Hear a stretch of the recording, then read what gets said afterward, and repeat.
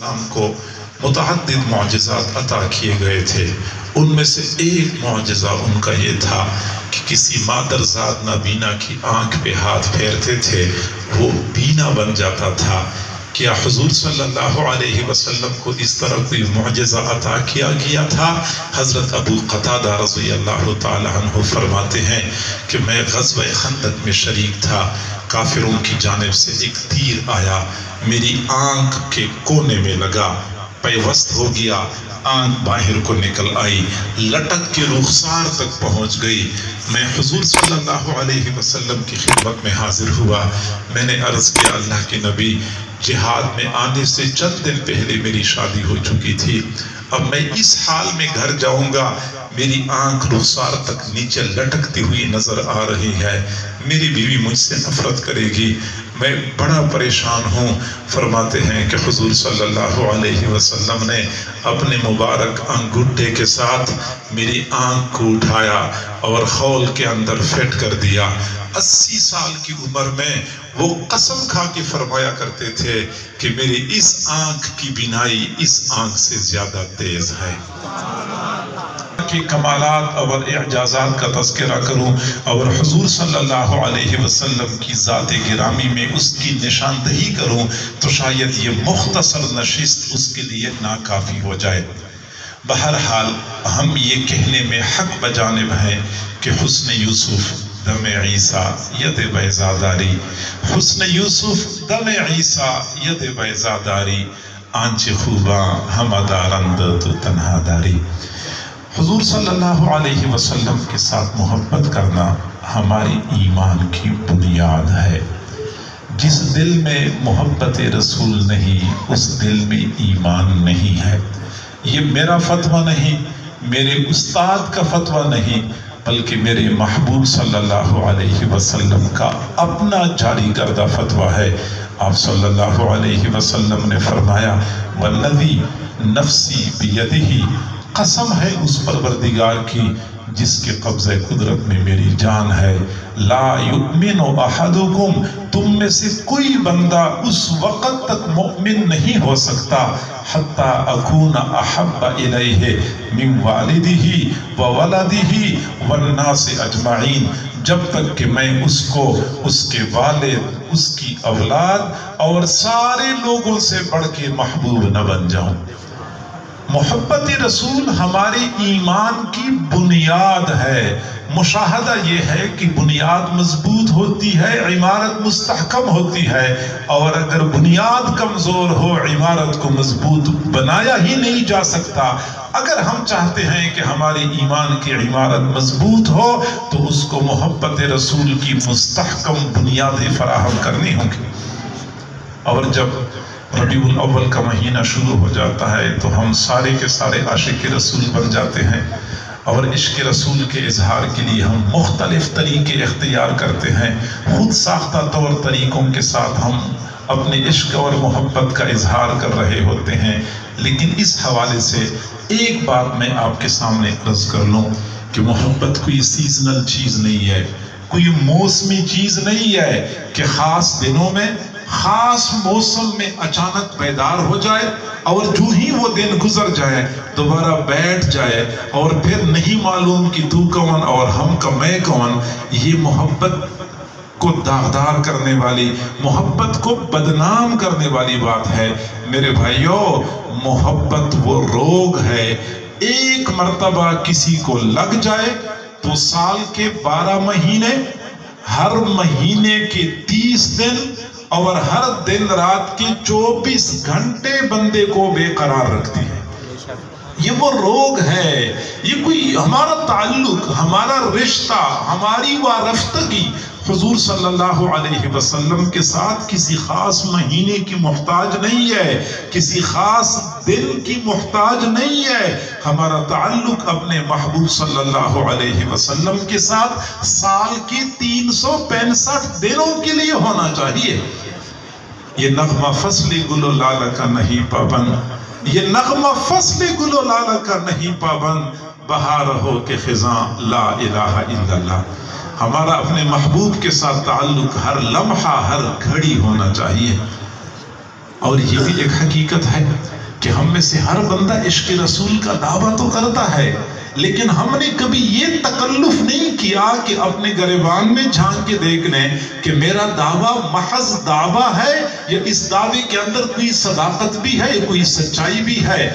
میرے بھائیوں، اس دعوے کے ذریعے ہم دنیا والوں کو دھوکہ دے سکتے ہیں، خود بھی دھوکے میں پڑے ہوئے ہیں۔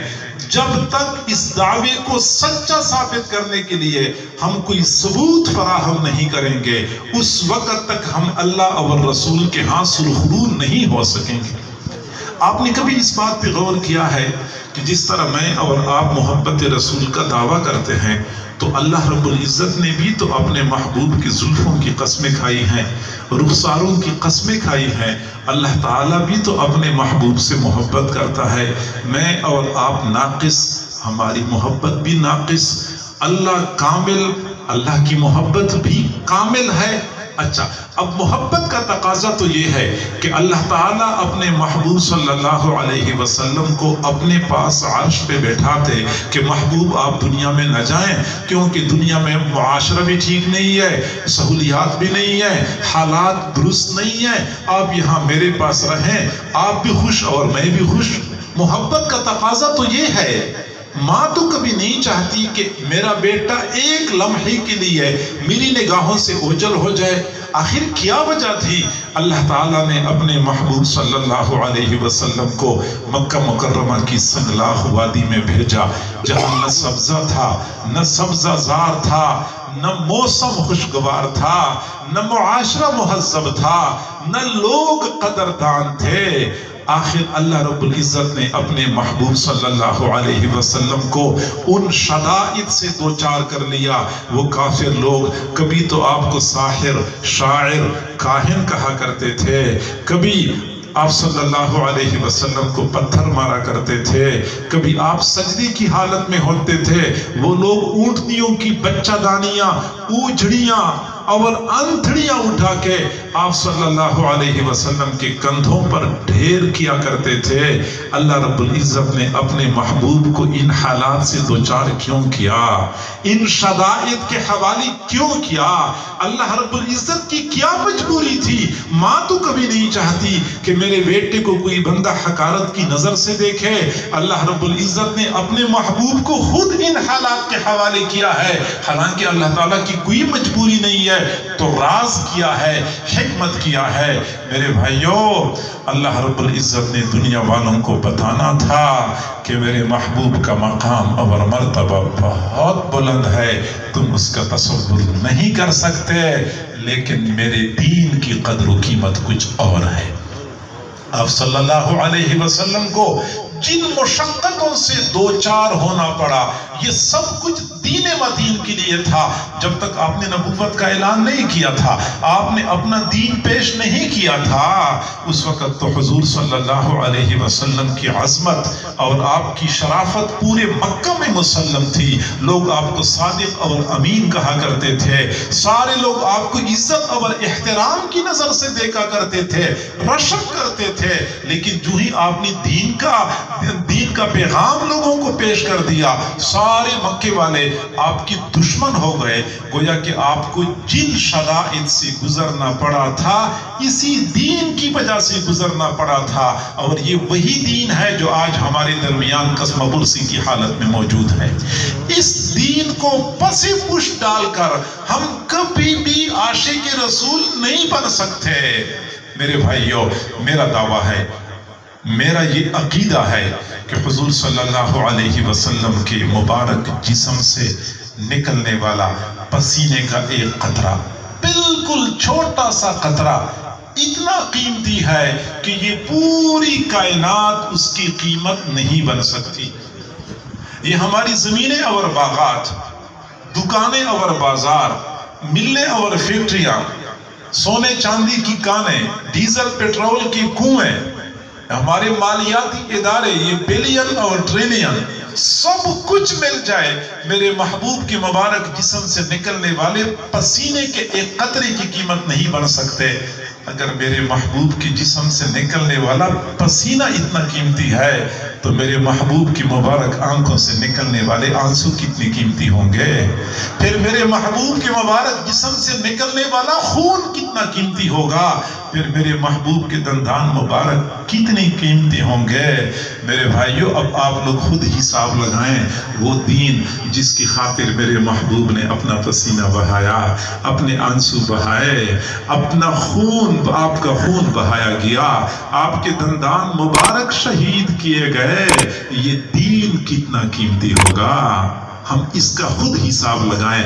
اور یہی دین ہم اس سے منہ موڑیں، اس کو پس پش ڈالیں اور اس دین کے بغیر ہم عاشق رسول بن جائیں، مجھے سمجھ نہیں آتی کہ یہ عشق رسول کی کون سی قسم ہے۔ میرے بھائیو، جب میں حضور صلی اللہ علیہ وسلم کی سیرت کا مطالعہ کرتا ہوں تو مجھے طائف کا وہ منظر سامنے آ جاتا ہے جب آپ صلی اللہ علیہ وسلم طائف والوں کے پاس دین کی دعوت دینے کے لیے تشریف لے گئے۔ آپ کا یہ خیال تھا کہ طائف والے میری دعوت قبول کریں یا نہ کریں، لیکن کم از کم مہمان نوازی، یہ تو عرب معاشرے کی ثقافت کا حصہ ہے، مجھے اپنے پاس ٹھہرائیں گے، میری مہمان نوازی کریں گے، یہ امید لے کے آپ صلی اللہ علیہ وسلم طائف تشریف لے گئے۔ جب طائف پہنچے، طائف والوں کو پتہ چل گیا، انہوں نے آپ کی مہمان نوازی کیا کرنی تھی، ایک لمحے کے لیے آپ کو بیٹھنے نہیں دیا، پیچھے بچوں کو لگایا، بچے تالیاں بجاتے تھے، پتھر مارتے تھے، چل چل کے آپ تھک گئے، ایک جگہ بیٹھ گئے، ان ظالموں نے آپ کو بیٹھنے نہیں دیا، دوبارہ کھڑا کر دیا، روانہ کر دیا، پھر بچوں نے پتھر مارنی شروع کر دیا ہے۔ آپ کا نرم و نازک بدن لہو لہان ہو گیا تھا، آپ کو مجبوراً ایک باغ میں پناہ لینی پڑ گئی۔ چل چل کے حضور صلی اللہ علیہ وسلم کے پاؤں مبارک اتنے سوج چکے تھے کہ جب وضو کرنے کے لیے جوتے اتارنے چاہے، جوتے پاؤں میں پھنس گئے تھے، جوتے اتر نہیں رہے تھے۔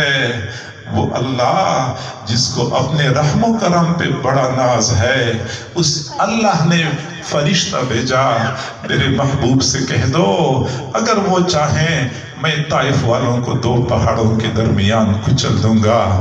کوئی بندہ مجھ سے پوچھے، میرے جذبات تو یہی ہیں، محبوب آپ اشارہ کر دیجئے، دونوں طرف کے پہاڑ آپس میں ٹکرا کے ان کو نیست و نابود کر دیں۔ وہ ہاتھ جو آپ پر پتھر مارنے کے لیے اٹھتا ہے، وہ پتھر مارنے سے پہلے شل کیوں نہیں ہوتا؟ وہ جل کے راکھ کیوں نہیں ہوتا؟ محبوب آپ اشارہ کر دیجئے۔ نہیں، محبوب تو رحمت بنا کر بھیجے گئے تھے، آپ ان کو دعائیں دینے لگے، اللہم اہد قومی فإنہم لا یعلمون، اللہ میری قوم کو ہدایت دے دے، میری قوم جانتی نہیں ہے۔ ان کے پتھروں کے بدلے میں آپ دعائیں دیتے رہے۔ یہ ایک منظر میرے سامنے ہے، ایک دوسرا منظر غزوہ احد کا میرے سامنے ہے، جب حضور صلی اللہ علیہ وسلم کفار کے لرغے میں آئے، کافر لوگ پورا زور لگا رہے تھے کہ کسی طریقے سے حضور صلی اللہ علیہ وسلم تک پہنچ جائیں، لیکن آپ صلی اللہ علیہ وسلم کے جان نثاروں نے آپ کے ارد گرد حفاظتی حصار قائم کیا ہوا تھا۔ کافر آگے بڑھتے تھے، یہ حضرات ان کے حملے کو روکتے تھے۔ ایک بدبخت کافر نے دور سے پتھر سے وار کر لیا، وہ پتھر میرے محبوب کی پیشانی کو لگا، خون کا فوارہ پھوٹ پڑا، رخساروں کے اوپر خون بہہ رہا تھا، داڑھی مبارک خون سے تربتر ہو چکی تھی۔ ایک اور بدبخت نے تلوار سے وار کر لیا، خود کی کڑی ٹوٹ کے آپ کے رخسار میں گھس گئی، ایک صحابی نے دانتوں کے ساتھ باہر نکال لی، حضور صلی اللہ علیہ وسلم کے رخسار مبارک سے خون بہنے لگا۔ ایک اور بدبخت نے پتھر سے وار کر لیا، مبارک منہ کو پتھر لگا، ہونٹ مبارک زخمی ہو گئے، دندان مبارک شہید ہو گئے، منہ کے اندر خون بھرا ہوا تھا۔ چنانچہ کوئی بندہ مجھ سے پوچھے، میں تو عرض کروں گا اللہ کے نبی آپ ایک مرتبہ ہاتھ اٹھا لیجئے، حد ہو گئی ہے، ایک مرتبہ ہاتھ اٹھا لیجئے، زمین پھٹ جائے گی، ان کافروں کو اپنے اندر نگل لے گی، آسمان جھک کے آ جائے گا، ان کو اپنی طرف اچک لے گا۔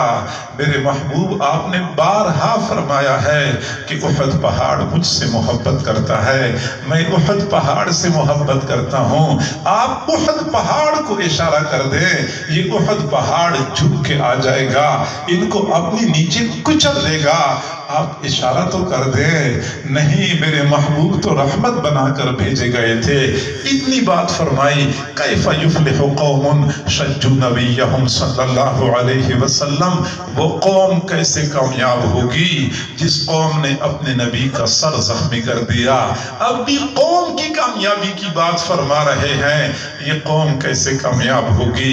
یہ دوسرا منظر میرے سامنے ہے، پھر تیسرا منظر غزوہ خندق کا میرے سامنے ہے کہ حضور صلی اللہ علیہ وسلم خندق کے اندرونی جانب محصور تھے، باہر سے کفار نے محاصرہ کر رکھا تھا، کافر لوگ خندق کو تو پار نہ کر سکے، لیکن ایک وقت ایسا آیا کافروں نے ایسے زور کی تیر اندازی کر لی، مسلسل تیر اندازی کرتے رہے۔ آپ صلی اللہ علیہ وسلم کی عصر کی نماز قضا ہو گئی، سورج غروب ہو گیا، آپ نے آسمان کی طرف دیکھا، صحیح بخاری شریف کی روایت ہے، آپ نے فرمایا ملا اللہ بیوتہم وقبورہم او اجوافہم نارا حبسونا عن الصلاۃ۔ اللہ ان کفار کے گھروں کو، ان کی قبروں کو، ان کے پیٹوں کو آگ سے بھر دے، انہوں نے ہمیں نماز نہیں پڑھنے دی۔ محبوب آپ اس وقت اتنے جلال میں کیوں آئے؟ طائف والوں کو تو آپ نے بد دعا نہیں دی جنہوں نے آپ کا خون بہایا تھا، احد والوں کو تو آپ نے بد دعا نہیں دی جنہوں نے آپ کے دندان مبارک شہید کیے تھے۔ اس وقت اتنے جلال میں آئے، ایسی جلال بھری بد دعا دے رہے ہیں، اللہ ان کے گھروں کو، ان کی قبروں کو، ان کے پیٹوں کو آگ سے بھر دے۔ اتنا جلال کیوں ہے؟ جی ہاں، طائف میں حضور کا خون بہایا گیا تھا، آپ برداشت کر سکتے تھے۔ احد میں حضور کے دندان مبارک شہید کیے گئے، آپ برداشت کر سکتے تھے۔ یہاں رب کا حکم ٹوٹ چکا تھا، نماز قضا ہو گئی تھی، آپ برداشت نہیں کر سکے۔ ایک نماز قضا ہوئی، ایک نماز، آپ اتنے جلال میں آئے، اللہ ان کے گھروں کو، ان کی قبروں کو، ان کے پیٹوں کو آگ سے بھر دے۔ ایک نماز کی وجہ سے معلوم ہوتا ہے کہ آپ صلی اللہ علیہ وسلم کی نگاہ مقدس میں ایک نماز آپ کے مبارک خون سے زیادہ قیمتی، آپ کے مبارک دندانوں سے زیادہ قیمتی، اور یہ وہی نماز ہے، اور یہ وہی مقدس فریضہ ہے جس کو آج ہم روزانہ 5 مرتبہ پاؤں تلے روند رہے ہوتے ہیں، اور اس کے باوجود ہم عاشق رسول ہیں۔ معلوم نہیں یہ عشق رسول کی کون سی قسم ہے۔ میں رات کو محبت رسول میں جوش میں آ کے گلی سجانے کا فیصلہ کرتا ہوں، اور عشاء کے بعد شروع ہو جاتا ہوں، اور آدھی رات تک، آدھی رات نہیں بلکہ رات کے آخری پہر تک مسلسل گلی سجانے میں لگا ہوتا ہوں۔ یہ لائٹنگ کر رہا ہوتا ہوں، جھنڈی لگا رہا ہوتا ہوں، جو کچھ مجھ سے ہو سکتا ہے، اور میں نے عزم کر رکھا ہے کہ لاڑ میں میری گلی سے زیادہ خوبصورت کسی اور کی گلی نہ ہو، میری گلی سب سے زیادہ خوبصورت ہونی چاہیے۔ اور رات کے آخری پہر جب میں تھک جاتا ہوں تو اوندھے منہ بستر پہ گر پڑتا ہوں، اور جب صبح میری آنکھ کھلتی ہے تو 9 بج چکے ہوتے ہیں۔ میں اپنے گھر سے نکل کے گلی میں جھانک کے دیکھتا ہوں، ایک نظر دیکھ لیتا ہوں، واہ میری گلی اتنی سجی ہوئی، اتنی خوبصورت، میں کتنا بڑا عاشق رسول ہوں۔ میرا ضمیر مجھے چیخ چیخ کے جواب دیتا ہے کہ تیرا دعویٰ تو ہے کہ تو عاشق رسول ہے، لیکن تجھے عشق رسول میں سے ایک بال کے برابر حصہ نہیں ملا ہے۔ اگر تو عاشق رسول ہوتا تو اس نماز کو کبھی نہ چھوڑتا جس نماز کو حضور نے آنکھوں کی ٹھنڈک قرار دیا ہے۔ میرے محبوب نے یہ تو نہیں فرمایا کہ جھنڈیاں میری آنکھوں کی ٹھنڈک ہے، لائٹنگ میری آنکھوں کی ٹھنڈک، نماز میری آنکھوں کی ٹھنڈک ہے۔ نعرہ نہیں لگاتے آپ لوگ غلامی رسول میں؟ موت بھی قبول ہے. لگاتے نعرے یا نہیں لگاتے؟ غلامی رسول میں موت بھی قبول ہے. جی ہاں، یہ نعرے تو ہم بہت لگاتے ہیں، لیکن پتہ نہیں موت کب آئے گی اور کس حال میں آئے گی. اور مجھے تو یہ لگتا ہے کہ اگر موت اچانک اس طرح کسی نے کہہ دیا تو اس وقت ہم بھاگ پڑے، موت کو پیچھے چھوڑ کے ہم تیزی سے آگے نکل جائیں. لیکن میرے بھائیوں، ہم غلامی رسول میں موت تو قبول کرتے ہیں. کاش کہ ہم یہ نعرہ یوں بھی لگا لیں کہ غلامی رسول میں نماز بھی قبول ہے. غلامی رسول میں موت قبول ہے، نماز قبول نہیں ہے. لگتا یہ ہے کہ یہ نعرہ بھی ہمارا خالی خولی نعرہ ہے، اس کے اندر صداقت نام کی کوئی چیز نہیں ہے. میرے بھائیوں، کسی کے پاس